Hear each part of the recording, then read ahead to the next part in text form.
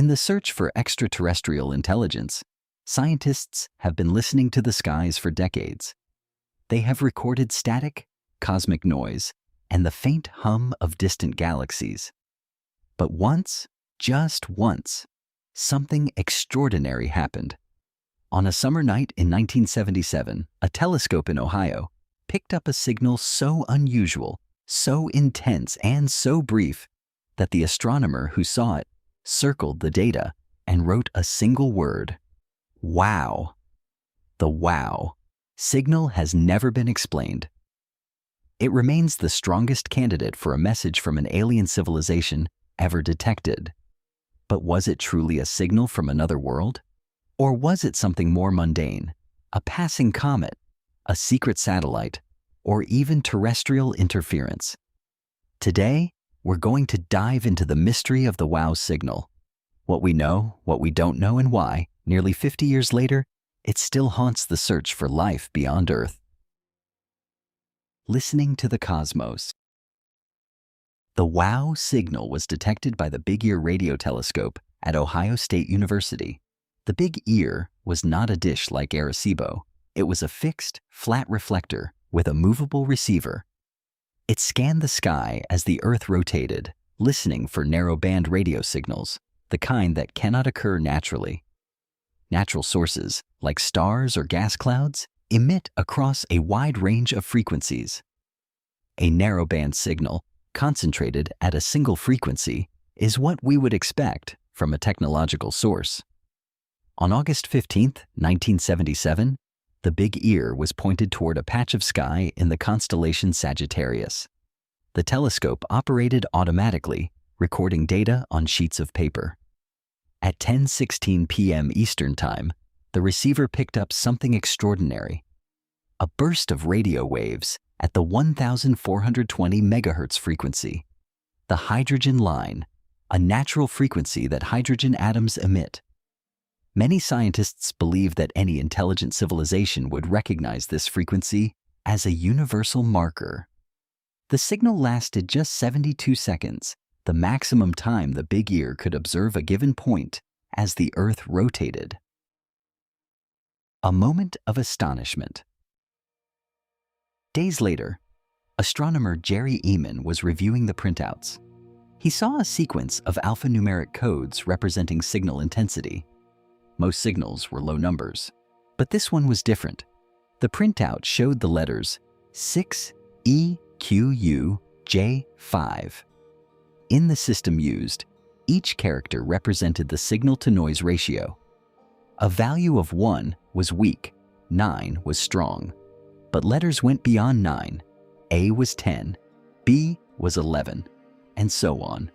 The sequence 6EQUJ5 meant the signal peaked at U, a value of 30, which was off the scale. Ehman was stunned.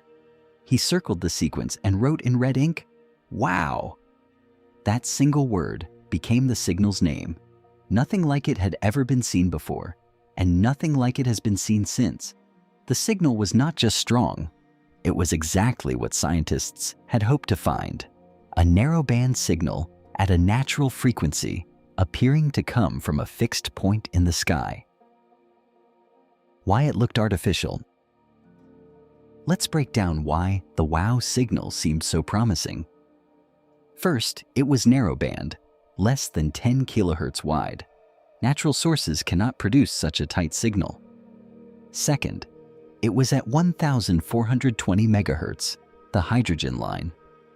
This frequency is protected by International Agreement for Radio Astronomy because it's a natural marker.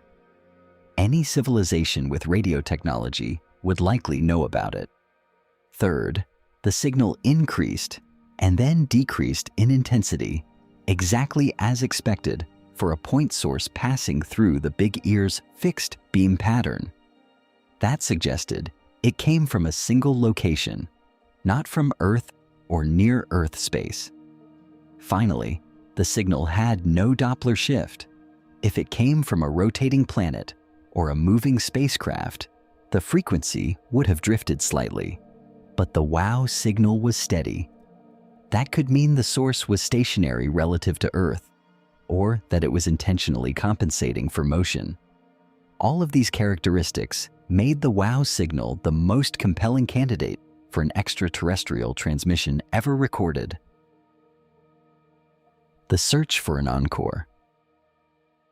After the discovery, astronomers tried to find the signal again. They pointed the Big Ear and other telescopes at the same patch of sky thousands of times. Nothing. They listened at the same frequency, in the same direction, at the same time of year. Silence. The signal never repeated. This is the central mystery of the WOW signal. If it was a continuous beacon, we should have detected it again. If it was a directed message, it might have been a one-time event. But the lack of repetition makes it impossible to confirm or rule out an artificial origin. Some have argued that the signal was a glitch or terrestrial interference, but the Big Ear's design made terrestrial sources unlikely. The telescope was fixed, and the signal appeared in the correct beam pattern. Others have suggested the signal came from a satellite or a secret military transmission, but no known satellite was in that direction at that time.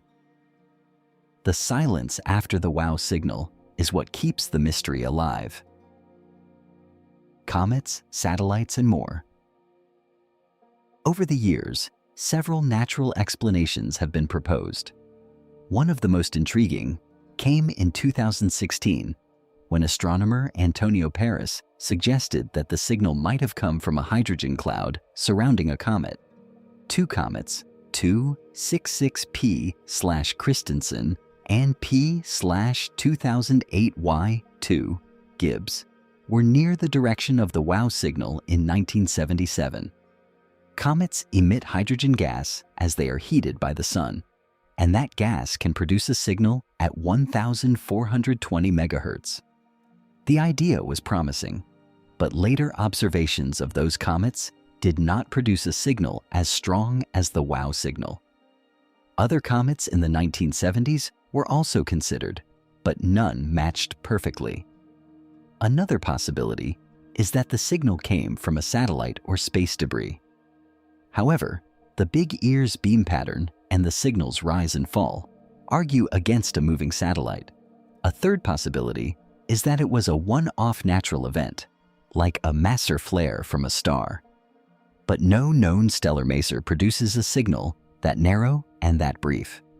So, natural explanations remain speculative. Could it have been a message?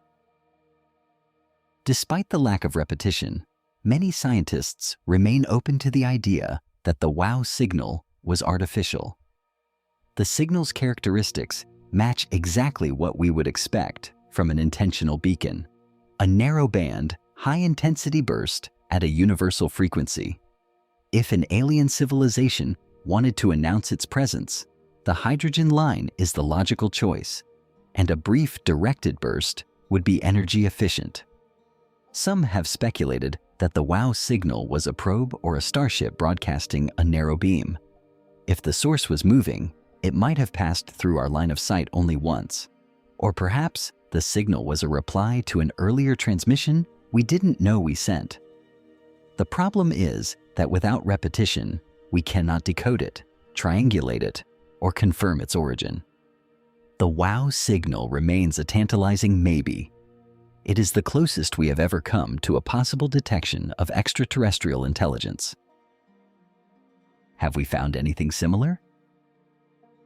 Since 1977, SETI, the search for extraterrestrial intelligence, has advanced enormously. Modern telescopes like the Green Bank Telescope, the Allen Telescope Array, and China's FAST telescope have scanned millions of stars. They have detected thousands of candidate signals, but every single one has turned out to be terrestrial interference, satellites, radar, or cell towers. None have matched the WOW signal's combination of strength, narrow band, and natural frequency. In 2024, researchers announced a new analysis suggesting that the WOW signal might have come from a cloud of neutral hydrogen stimulated by a transient event, like a gamma ray burst or a magnetar flare. But that explanation requires very specific conditions that are statistically unlikely. The truth is, we still don't know. The wow signal remains unexplained, and until a similar signal is detected, it will continue to be a mystery. A message we may never understand. The wow signal is a reminder of both our hope and our limitations. We want to find evidence that we are not alone. We want the universe to be full of voices, but the cosmos is vast, and our listening capabilities are still primitive. The wow signal might have been our one and only brush with an alien civilization, a brief whisper that we were lucky to catch. Or it might have been a cosmic fluke, a natural event that we misinterpreted because we wanted so badly to believe.